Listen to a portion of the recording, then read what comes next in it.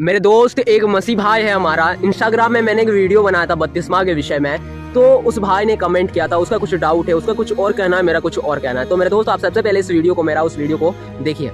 जो भाई बहन बपतिस्मा ले चुके हैं, मैं हर एक भाई बहन से कहना चाहता हूँ, जरा ध्यान से सुनिएगा। हर एक भाई बहन जो बपतिस्मा लिए हैं वे सावधान रहे, क्योंकि मेरे दोस्त यीशु मसीह ने कहा था कि तुम जाओ और पिता पुत्र और पवित्र आत्मा के नाम से बपतिस्मा दो। मेरे दोस्त, यदि आप बपतिस्मा ले चुके हैं पिता पुत्र और पवित्र आत्मा के नाम से, तो मेरे दोस्त आप सावधान रहिए, गलती मत कीजिए। देखिए मेरे दोस्त, बहुत सारे गलती ऐसे होते हैं जो अनजाने में हो जाते हैं, और बहुत सारे गलती ऐसे होते हैं जो हम जानबूझ के करते हैं। इसलिए मेरे दोस्त, अनजाने में किया हुआ गलती वो अलग बात है, लेकिन जानबूझ के किया हुआ पाप परमेश्वर उसका लेखा लेगा। तो जिस प्रकार मेरे दोस्त आपने उस वीडियो को देखा, मैंने कहा बपतिस्मा के विषय में, है ना। तो ये भाई क्या कहता है, ये भाई कहता है कि भाई बाइबल में किसका बपतिस्मा पिता पुत्र और पवित्र आत्मा के नाम से हुआ है? वचन में कहा है प्यारे भाई, है ना।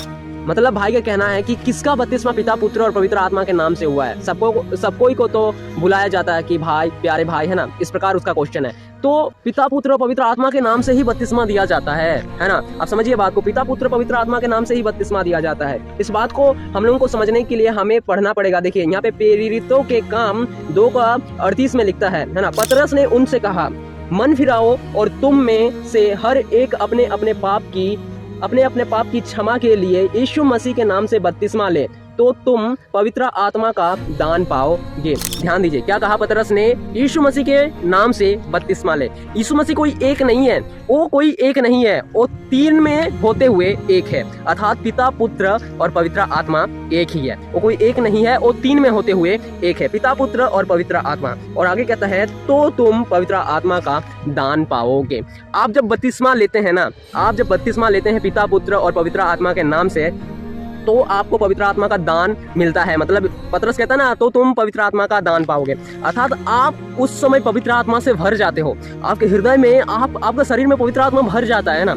आप बहुत हल्के हो जाते हो, आप बहुत आनंद से भर जाते हो। उस समय का आनंद कुछ अलग ही होता है। आपको एक नया जीवन मिलता है, एक नया जीवन मिलता है। आप जब पवित्र आत्मा पिता पुत्र पवित्र आत्मा का नाम से जब आप बपतिस्मा लेते हैं, तो आपको एक नया जीवन मिलता है। मसीही के ओर से आपको एक नया जीवन मिलता है ना। आप समझ रहे होंगे। आपको एक बहुत ही आप अपना संसारिक जीवन को, आप अपना पहले के जीवन को छोड़ करके आपने प्रभु यीशु मसीह को अपना जीवन आपने सौंप दिया उस दिन, है ना। आपने बपतिस्मा ले लिया, सौंप दिया आपने उस दिन, तो आपको एक नया जीवन मिलता है ना। आप उस समय जो है ना, आप उस समय प्रभु यीशु मसीह के संतान हो चुके होते हैं। आप संसार को छोड़ करके आप अपने जीवन को प्रभु यीशु मसीह के हाथों में सौंप दिए हुए होते हो। वचन कहता है कि तुम जो है मोल दे करके खरीद लिए गए हो, है ना। तुम मोल दे करके खरीद लिए गए हो, ये वचन कहता है। इसीलिए उस समय से हमारा जीवन हमारा नहीं रहता, बल्कि हम अपना जीवन को जो है ना प्रभु के हाथों में सौंपते हैं, और एक पवित्र आत्मा के संतान हो चुके होते हैं। हमारे हृदय में, हमारे शरीर में पवित्र आत्मा वास करता है ना।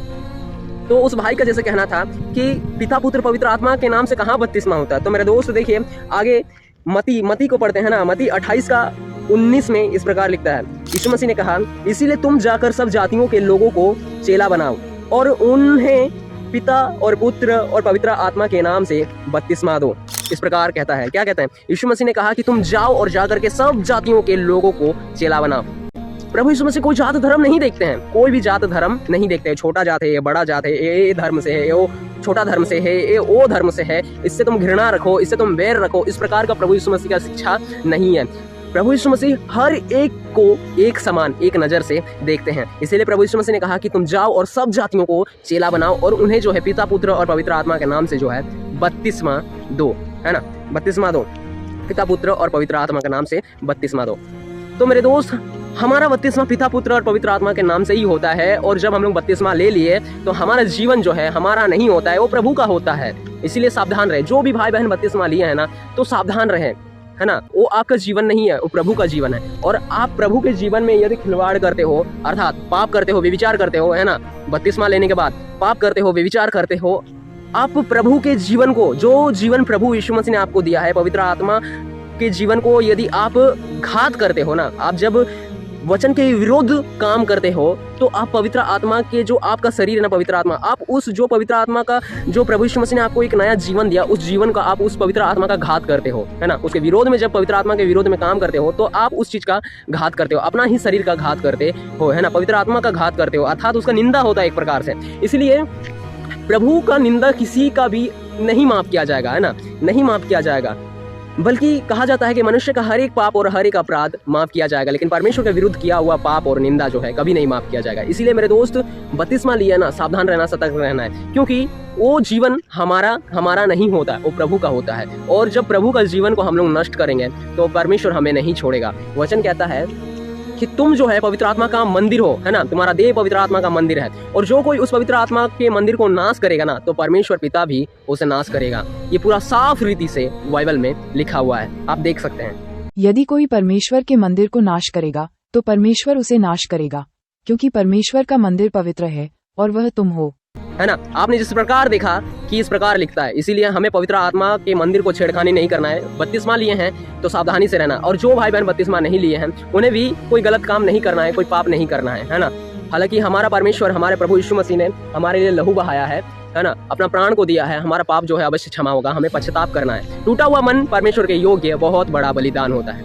आशा करता हूँ दोस्त, मैंने जो कुछ भी इस वीडियो में आपको बताया आपने समझा होगा। चलिए, प्रभु परमेश्वर आपको संभाले और आशीष दे। मिलते हैं किसी अगले वीडियो में अगले वचन के साथ। तब तक के लिए मेरे दोस्त, अभी के लिए जय मसीह।